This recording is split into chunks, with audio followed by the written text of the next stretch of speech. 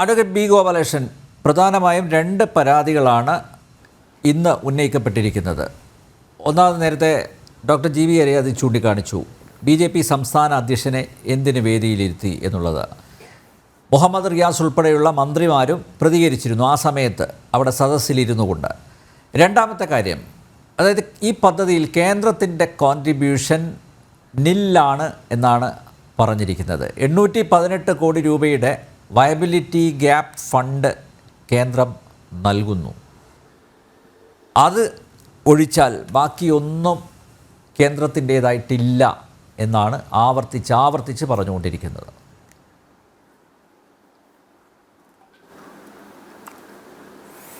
എന്തായാലും ഞാൻ മിസ്റ്റർ ഹരി അവസാനിപ്പിച്ചിടത്തും തുടങ്ങാം. കാരണം അദ്ദേഹം മുൻ മുഖ്യമന്ത്രി ഉമ്മൻചാണ്ടിക്ക് ആശംസകൾ നേർന്നുകൊണ്ട് അദ്ദേഹത്തിൻ്റെ പേര് ഉയർത്തിപ്പിടിച്ചുകൊണ്ടാണ് ഈ ചർച്ച അവസാനിപ്പിച്ചത്. മുൻ മുഖ്യമന്ത്രി ഉമ്മൻചാണ്ടിയെ വളരെയേറെ ബഹുമാനത്തോടെ ആദരവോടെ കാണുന്ന ആളാണ് ഞാൻ. പക്ഷേ വിഴിഞ്ഞം പദ്ധതിയെപ്പറ്റി ചിന്തിക്കുമ്പോൾ മുൻ മുഖ്യമന്ത്രി ഉമ്മൻചാണ്ടിയേക്കാൾ നമ്മളതിൻ്റെ ചരിത്രം പരിശോധിക്കുമ്പോൾ ആദ്യം ഇതുമായി ബന്ധപ്പെട്ട് ഈ കേരളമാകുന്നതിന് മുമ്പ് വിഴിഞ്ഞമെന്ന് പറയുന്ന കേരളത്തിൻ്റെ ഈ മുനമ്പ്, ഈ തുറമുഖം അന്താരാഷ്ട്ര ഇൻ്റർനാഷണൽ മറൈൻ റൂട്ടുമായി ബന്ധപ്പെട്ട് കേവലം 19 കിലോമീറ്റർ മാത്രം, 10 നോട്ടിക്കൽ മൈല്, 19 കിലോമീറ്റർ മാത്രം അകലം ഉള്ള ഈ തുറമുഖം അല്ലെങ്കിൽ ഈ ഹാർബർ അല്ലെങ്കിൽ ഈ വിഴിഞ്ഞം, അതിനെ എത്രയും വേഗം ഒരു അന്താരാഷ്ട്ര തുറമുഖമായി വളർത്തണം എന്നാഗ്രഹിച്ചത് ഇടതുപക്ഷത്തിനും വലതുപക്ഷത്തിനും തീരെ താല്പര്യമില്ലാത്ത സർ CP ആയിരുന്നു. Sir CP രാമസ്വാമിയായിരുന്നു. കേരള സർവകലാശാലയ്ക്ക് ഒരു വൈസ് ചാൻസലർ വേണം എന്ന് പറഞ്ഞപ്പോൾ ആ വൈസ് ചാൻസലർ ആൽബർട്ട് ഐൻസ്റ്റീനെ കൊണ്ടുവരണം എന്ന് പറഞ്ഞ CP ആയിരുന്നു വാസ്തവത്തിൽ ഈ വിഴിഞ്ഞം തുറമുഖത്തിൻ്റെ പ്രത്യേകതകളെല്ലാം കണ്ടുപിടിച്ചത്. അവിടുന്ന് പിന്നെ സർവേ നടക്കുന്നു. 40-ലാണത് ഉണ്ടാവുന്നത്. 46-ൽ സർവേ നടക്കുന്നു. ബ്രിട്ടീഷുകാർ രംഗത്ത് വരുന്നു. ഇതിനിടയിൽ നമുക്ക് സ്വാതന്ത്ര്യം കിട്ടുന്നു. അപ്പോൾ കൊച്ചിയിൽ തുറമുഖമുണ്ട്, മറ്റൊരു തുറമുഖമാകും ആവശ്യമില്ല എന്ന് പറഞ്ഞുകൊണ്ട് അത് അടക്കി വെക്കുന്നു സർവേ. അതിനെല്ലാം ശേഷം പിന്നെ രണ്ടാമത് നമുക്ക് ആ രീതിയിൽ ഒരു സല്യൂട്ട് കൊടുക്കേണ്ടത് മൺമറഞ്ഞു പോയ MV രാഘവനാണ്. 1991-ൽ. കാരണം ഇവരുടെ പേരുകൾ ആരും അനുസ്മരിക്കുകയോ സംസാരിക്കുകയോ ചർച്ച ചെയ്യുകയോ ചെയ്യുന്നില്ല. വിഴിഞ്ഞത്തിൻ്റെ കാര്യം പറഞ്ഞാൽ ഉടനെ അത് ഉമ്മൻചാണ്ടിയുടെ പേരിലേക്ക് ചാർത്തി കൊടുക്കാനുള്ള ശ്രമമാണ് കോൺഗ്രസ് ചെയ്യുന്നത്. ചരിത്രം കൂടി നമുക്ക് പരിശോധിക്കണമല്ലോ.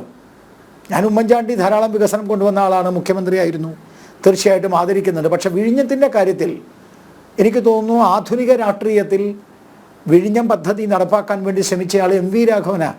ആരും ആ കാര്യത്തെപ്പറ്റി സൂചിപ്പിച്ചില്ല.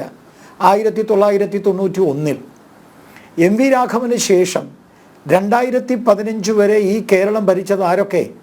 അവരെല്ലാവരും K കരുണാകരനും നായനാരും അച്യുതാനന്ദനും VS അച്യുതാനന്ദൻ അടക്കം ഈ വിഴിഞ്ഞൻ പദ്ധതിക്ക് വേണ്ടിയിട്ടുള്ള പലതരത്തിലുള്ള ഉത്തരവുകൾ നേടാൻ കേന്ദ്ര ഗവൺമെൻറ്റുമായി ബന്ധപ്പെട്ടു. 2006-ൽ VS അച്യുതാനന്ദൻ ബന്ധപ്പെട്ടത് എങ്ങനെയാണ് കേന്ദ്ര ഗവൺമെൻറ് തള്ളിക്കളഞ്ഞത്? അന്ന് കേന്ദ്രം ഭരിച്ചിരുന്നത് മൻമോഹൻ സിംഗിൻ്റെ ഭരണമായിരുന്നു, കോൺഗ്രസ് ആയിരുന്നു ഭരിച്ചിരുന്നത്. പാരിസ്ഥിതിക അനുമതി കൊടുക്കാതെയാണ് വിഴിഞ്ഞം പദ്ധതി തള്ളിക്കളഞ്ഞത്.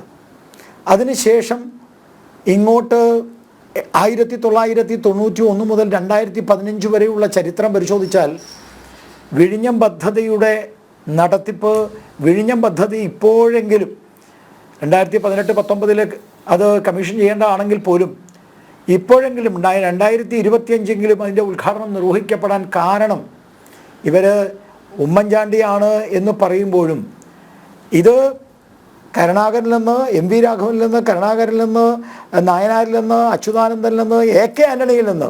AK ആൻ്റണി ഇതുമായി ബന്ധപ്പെട്ടിട്ട് ഒരു ബിഡ് നടത്തിയിരുന്നല്ലോ. AK ആൻ്റണിയുടെ കാലഘട്ടത്തിൽ ഇതുമായി ബന്ധപ്പെട്ട് ആന്ധ്രാപ്രദേശിലെ കമ്പനി വന്നിരുന്നല്ലോ. ആന്ധ്രാപ്രദേശിലെ കമ്പനി ബിഡ് ഏറ്റെടുത്തിരുന്നതാണല്ലോ. ആ ബിഡുമായി ബന്ധപ്പെട്ട വിഷയത്തിൽ ചൈനീസ് ബന്ധമുണ്ടെന്ന് പറഞ്ഞുകൊണ്ടാണല്ലോ അന്ന് ഇല്ലാതായത്. അതിൻ്റെ തുടർച്ചയായിട്ടാണ് 2013 13 15 കാലഘട്ടത്തിൽ 13 തൊട്ട് 15 വരെയുള്ള കാലഘട്ടത്തിൽ ഉമ്മൻചാണ്ടി ഇതിനു വേണ്ടി രംഗത്ത് വരുന്നത്. സ്വാഭാവികമായും 1991 മുതലുള്ള പ്രയത്നത്തിൻ്റെ ഭാഗം. പക്ഷെ അന്നെല്ലാം നിരസിച്ചത് കേന്ദ്ര ഗവൺമെൻറ് ആയിരുന്നു, കോൺഗ്രസ് ഗവൺമെൻറ് ആയിരുന്നു. 2014 കോൺഗ്രസ് ഗവൺമെൻറ് ആയിരുന്നു ഇന്ത്യ ഭരിച്ചിരുന്നതെങ്കിൽ 2025 ഈ പോർട്ട് ഇപ്പോഴും കമ്മീഷൻ ചെയ്യപ്പെടുമായിരുന്നില്ല. അതാണ് ഒന്നാമത്തെ കാര്യം. അതുകൊണ്ട് വാസ്തവത്തിൽ കേരളത്തിലെ ജനങ്ങൾ ഉമ്മൻചാണ്ടിയോടാണോ കൂടുതൽ പ്രതിബദ്ധത അതോ നരേന്ദ്രമോദിയോടാണോ കൂടുതൽ പ്രതിബദ്ധത എന്നുള്ളതാണ് എൻ്റെ ചോദ്യം, ആദ്യത്തെ ചോദ്യം. കാരണം 1991 മുതൽ 2015 വരെയുള്ള 2014 വരെയുള്ള കാലഘട്ടത്തിൽ ഇന്ത്യ ഭരിച്ചിരുന്നത് കോൺഗ്രസുമായി ബന്ധപ്പെട്ട ഭരണകൂടങ്ങളായിരുന്നു. അതിനകത്ത് ഒരു 5 കൊല്ലം ഒഴിച്ചാൽ, വാജ്പേയിയുടെ കാലം ഒഴിച്ചാൽ. പക്ഷേ 1991 മുതൽ 2006 2008 2010 എല്ലാം പല പ്രാവശ്യം 91 പല പ്രാവശ്യം കേന്ദ്ര ഗവൺമെൻറ്റിനെ സമീപിച്ചിട്ടും കേന്ദ്ര ഗവൺമെൻറ് ഇതിന് അനുമതി കൊടുത്തില്ല. പല പല പല പല കാരണങ്ങൾ പറഞ്ഞ് അവരത് അനുമതി കൊടുക്കാതിരുന്നു. അപ്പോൾ എൻ്റെ ചോദ്യം ഇതാണ്, VS അച്യുതാനന്ദൻ്റെ പേര് പോലെ, നായനാരുടെ പേര് പോലെ, AK ആന്റണിയുടെ പേര് പോലെ, MV രാഘവൻ്റെ പേര് പോലെ ഉമ്മൻചാണ്ടിയുടെ പേരും വിഴിഞ്ഞം പദ്ധതി നടപ്പാക്കാത്ത പോയതിൻ്റെ പേരിൽ കടന്നതിനെ 2014 കേന്ദ്രത്തിൽ ഭാരതീയ ജനതാ പാർട്ടി അധികാരത്തിൽ വന്നില്ലായിരുന്നുവെങ്കിൽ. അതുകൊണ്ട് ഉമ്മൻചാണ്ടിക്കാണോ നരേന്ദ്രമോദിക്കാണോ നാം ആദ്യം പ്രണാമം അർപ്പിക്കേണ്ടത്, ആദ്യം അഭിവാദ്യം അർപ്പിക്കേണ്ടത്, ആദ്യം പ്രതിബദ്ധത കാണിക്കേണ്ടത് എന്നുള്ളതാണ് അടിസ്ഥാനപരമായിട്ടുള്ള ചോദ്യം. നരേന്ദ്രമോദി അധികാരത്തിൽ വന്നില്ലായിരുന്നുവെങ്കിൽ വിഴിഞ്ഞം പോർട്ടിൻ്റെ അനുമതി ഇപ്പോഴും കെട്ടിക്കിടന്നേനെ, ചുവന്ന ചരടിൽ കിടന്നേനെ. That is a number 1 point. Number 2 point എന്താണ്? രണ്ടാമത്തെ ഒരു കാര്യം ഇവിടെ സൂചിപ്പിച്ചത് വയബിലിറ്റി ഫണ്ട് കൊടുത്തില്ല, അല്ലെങ്കിൽ വേണ്ടത്ര രീതിയിലുള്ള സാമ്പത്തികമായ ഒരു സഹായം കേന്ദ്ര ഗവൺമെൻറ്റിൽ നിന്ന് കിട്ടിയില്ല. ഞാൻ ചോദിക്കട്ടെ, ഇതൊരു ഉമ്മൻചാണ്ടിയുടെ കാലഘട്ടത്തിലായാലും ശരി, ഇതൊരു കമ്പനിയായിട്ട് ഈ സാധനം പ്രവർത്തിക്കുകയാണ്. PPP പ്രോജക്റ്റായിട്ടാണ് പ്രവർത്തിക്കുന്നത്.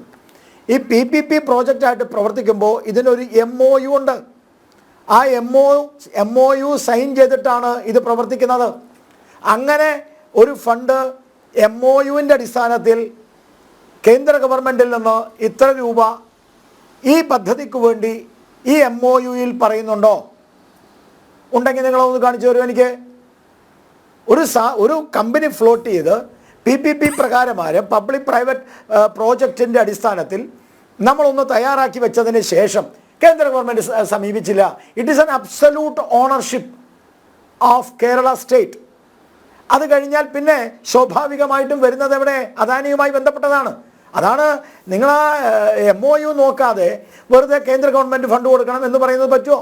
കേന്ദ്ര ഗവൺമെൻറ് ഫണ്ട് കൊടുക്കും. അതെപ്പോഴാണ് കൊടുക്കുക? അത് ഏത് പോർട്ടിൻ്റെ വികസനത്തിലും 2 തരത്തിലുള്ള പോർട്ടുണ്ട്. 1926 പോർട്ട് ആക്ട് പ്രകാരവും 1963 പോർട്ട് മേജർ പോർട്ട് ആക്ട് പ്രകാരവും അടിസ്ഥാന സൗകര്യ വികസനത്തിന് വേണ്ടിയുള്ള ഫണ്ടാണ് കൊടുക്കുക. ആ ഫണ്ടുമായി ബന്ധപ്പെട്ട് വയബിലിറ്റി ഗ്യാപ്പ് ഫണ്ട് എന്ന നിലയിൽ 7,923 കോടി രൂപയാണ് അനുവദിച്ചിരിക്കുന്നത്. അതിൽ 5,000 കോടി രൂപ അത് ഇൻഫ്രാസ്ട്രക്ചർ ഡെവലപ്മെൻറ്റിന് വേണ്ടി കൊടുത്തു കഴിഞ്ഞു. ആ ഇൻഫ്രാസ്ട്രക്ചർ ഡെവലപ്മെൻറ്റിന് വേണ്ടി കൊടുത്തു കഴിഞ്ഞാൽ തുറമുഖത്തിൻ്റെ പ്രവർത്തനത്തിന് വേണ്ടിയാണ് ഈ വയബിലിറ്റി ഫണ്ടിൽ 818 കോടി രൂപ അനുവദിച്ചിരിക്കുന്നത്. അത് തുറമുഖത്തിൻ്റെതാണ്. ഈ തുറമുഖം എന്ന് പറയുന്ന ഒരു അദാനിയും പിണറായി വിജയനും മാത്രം ഇരുന്നാൽ അവിടെ കപ്പൽ വരുമോ? അവിടെ പോർട്ട് ഉണ്ടാക്കാൻ പറ്റുമോ? അവിടെ കപ്പൽ വരണമെങ്കിൽ അടിസ്ഥാനപരമായ സൗകര്യങ്ങൾ ഉണ്ടാവണം. ഈ അടിസ്ഥാനപരമായ സൗകര്യങ്ങൾ ഉണ്ടാക്കേണ്ടത് MOUവിൽ ആരാ? പിണറായി സർക്കാരാണോ? അല്ല. അടിസ്ഥാനപരമായ സൗകര്യങ്ങൾ ഉണ്ടാക്കേണ്ടത് കേന്ദ്ര ഗവൺമെൻറ്റാണ്. ആ ഗവൺമെൻറ് അടിസ്ഥാനപരമായ സൗകര്യങ്ങൾ ഉണ്ടാക്കിയിട്ടുണ്ടോ ഇല്ലയോ? ഞാനൊരു കാര്യം ചെയ്യാം, ആലപ്പുഴ ബൈപ്പാസ് തൊട്ടുള്ള കാര്യങ്ങൾ നമുക്ക് ചർച്ച ചെയ്യാം. റെയിൽവേ വികസനവുമായി ബന്ധപ്പെട്ട കാര്യങ്ങൾ നമുക്ക് ചർച്ച ചെയ്യാം. വിഴിഞ്ഞം ബാലരാമപുരം ഭൂഗർഭ റെയിൽപാത പാതയുമായി ബന്ധപ്പെട്ട കാര്യം, 1452 കോടി രൂപയുടെ വികസനവുമായി ബന്ധപ്പെട്ട കാര്യം ചർച്ച ചെയ്യാം. ഇനി ഇതൊന്നും വേണ്ട. I M putting another question. അദാനിയും പിണറായി, ഞാൻ വളരെ സീരിയസ് ആയിട്ട് ചോദിക്കുകയാണ്, പോർട്ടുമായി ബന്ധപ്പെട്ടിട്ടോ അല്ലെങ്കിൽ ഈ കാര്യവുമായി ബന്ധപ്പെട്ടിട്ടോ ആരെങ്കിലും ഈ ചർച്ചയിൽ അറിവ് ആ രീതിയിൽ ചിന്തിക്കുന്ന ആൾക്കാരുണ്ടെങ്കിൽ മറുപടി പറഞ്ഞോട്ടെ. അപ്പോൾ അദാനിയും പിണറായി വിജയനും വിചാരിച്ചാൽ വിഴിഞ്ഞം പോർട്ട് വികസിപ്പിക്കാൻ പറ്റുമോ? വിഴിഞ്ഞം പോർട്ട് ലാഭത്തിൽ കൊണ്ടുപോകാൻ പറ്റുമോ? I am asking I M putting a question. നിങ്ങളൊരു കാര്യം മനസ്സിലാക്കണം. ഞാൻ കൊച്ചിൻ പോർട്ടിൻ്റെ ട്രസ്റ്റി ആയിരുന്ന കാലഘട്ടത്തിലാണ് വല്ലാർപാടം ടെർമിനൽ ആ പദ്ധതിക്ക് വേണ്ടിയിട്ടുള്ള MOU സൈൻ ചെയ്യുന്നത്. അതിൽ അന്നത്തെ ട്രസ്റ്റി എന്ന നിലയിൽ എൻ്റെയും ഉണ്ട് ഒരു സൈൻ. പക്ഷേ അന്ന് വല്ലാർപാടം ടെർമിനലുമായി ബന്ധപ്പെട്ട് അവരുടെ DPR ഉണ്ട്. ആ DPR പ്രോജക്റ്റിൽ പറഞ്ഞിരിക്കുന്ന വോളിയം ഇതുവരെ എത്തിയിട്ടില്ല. അവരുടെ വോളിയം എത്രയായിരുന്നു? അവരുടെ വോളിയം എന്ന് പറയുന്നത് 10 lakh TU ആണ്. ഈ 10 lakh TU ഇന്നും എത്തിയിട്ടില്ല. ഞാൻ ചോദിക്കാൻ, ഞാനിപ്പോൾ ഇവിടെ കേരളത്തിൽ നല്ല ചർച്ചയാണ്. കേന്ദ്രം പൈസ കൊടുത്തില്ല, കേന്ദ്രം പൈസ കൊടുത്തില്ല. കേന്ദ്രം അടിസ്ഥാന വികസനത്തിന് പൈസ കൊടുത്തു. കേന്ദ്രം വയബിലിറ്റി ഫണ്ടായിട്ട് തുറമുഖത്തിന് മാത്രമായിട്ടുള്ള ഫണ്ട് കൊടുത്തു. മൂന്നാമത്തെ ഒരു പ്രധാനപ്പെട്ട കാര്യം മിസ്റ്റർ നമ്പ്യാർ, ഈ വിഴിഞ്ഞം പദ്ധതി യാഥാർത്ഥ്യമാകണമെങ്കിൽ കേന്ദ്ര ഗവൺമെൻറ് വിചാരിക്കണം. കേന്ദ്ര ഗവൺമെൻറ്റിൻ്റെ വിചാരവും കേന്ദ്ര ഗവൺമെൻറ്റിൻ്റെ സഹായവും ഉണ്ടെങ്കിലേ ഇത് വിജയിക്കൂ. എന്താ കാരണം?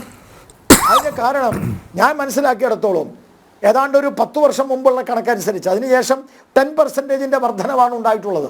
ഏതാണ്ട് 10 വർഷത്തെ, അതായത് 2016 കാലഘട്ടം അനുസരിച്ച് 4,70,000 TU ആണ് ഷിപ്പിംഗ് കോർപ്പറേഷൻ ഓഫ് ഇന്ത്യയുടെ ട്രാൻസ്ഷിപ്മെൻ്റ് ആയിട്ട് ഉള്ളത് ഇന്ത്യയിൽ. ഈ ട്രാൻസ്ഷിപ്മെൻ്റ് എന്ന് പറയുന്നത് ശ്രീലങ്കയിൽ നിന്ന് ആണ് ഇത് നടക്കുന്നത്. ഈ ഷിപ്പിംഗ് കോർപ്പറേഷൻ ഈ ശ്രീലങ്കയിലേക്ക് പോകുന്ന ട്രാൻസ്ഷിപ്മെൻറ്റ് വിഴിഞ്ഞത്തേക്ക് കൊണ്ടുവരണം.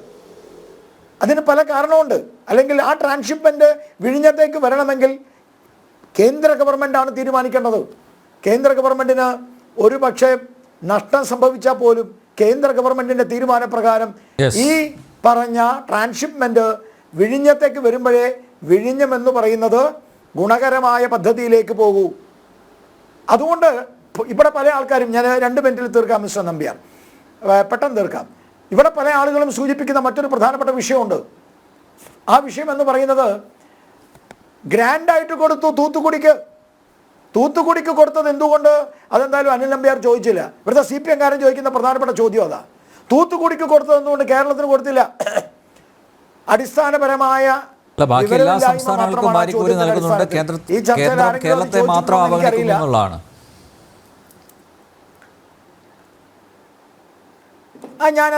ഞാൻ പറഞ്ഞല്ലോ, കേന്ദ്രം കേരളത്തെ അവഗണിക്കുന്നു എന്ന് ഇവർ പറയുന്നുണ്ടെങ്കിൽ ഞാൻ ബൈപ്പാസ് തൊട്ടുള്ള കാര്യം 8 മന്ത്രിമാർ 2004 തൊട്ട് 2013 വരെയുള്ള 8 കാലഘട്ടത്തിൽ 8 മന്ത്രിമാർ കേരളത്തിലുണ്ടായിട്ടും ആലപ്പുഴ ബൈപ്പാസ് കേരളത്തിൻ്റെ വികസനവുമായിട്ട് ബന്ധപ്പെട്ട വിഷയത്തെ ചർച്ച ചെയ്യുമ്പോൾ നമുക്ക് റെയിൽവേയുടെ കാര്യത്തിൽ 372 കോടി രൂപയാണ് കൊടുത്തത്. ഇന്ന് 3042 കോടിയാണ് കൊടുക്കുന്നത്. വൈദ്യുതിയുമായി ബന്ധപ്പെട്ട വിഷയം 2009 തൊട്ട് 2014 വരെയുള്ള കാലഘട്ടത്തിൽ 10 കിലോമീറ്റർ വൈദ്യുതിവൽക്കരണം, തിരുവിതാംകൂറുമായി ബന്ധപ്പെട്ടിട്ടുള്ള ആ വൈദ്യുതിവൽക്കരണം 4 ഇരട്ടിയാണ് വർദ്ധിപ്പിച്ചിരിക്കുന്നത്. റെയിൽവേ, റോഡിൻ്റെ വികസനം, റെയിൽവേയുടെ വികസനം. ഞാൻ ആ ചർച്ച ആ രീതിയിലേക്ക് പോകണ്ടെന്ന് ഉള്ളത് കൊണ്ട് ഞാൻ അതിനെ കുറയ്ക്കുകയാണ്. സമുദ്രത്തിൻ്റെ, അതായത് 5000 കോടി കൊടുത്തുകൊണ്ട് വിഴിഞ്ഞ 271 കോടി രൂപ കൊടുത്തുകൊണ്ട് വിഴിഞ്ഞത്തെ മത്സ്യബന്ധന തുറമുഖത്തിന് വേണ്ടിയിട്ടുള്ള ശ്രമം നടക്കുന്നു, തുറമുഖ വികസനം നടക്കുന്നു.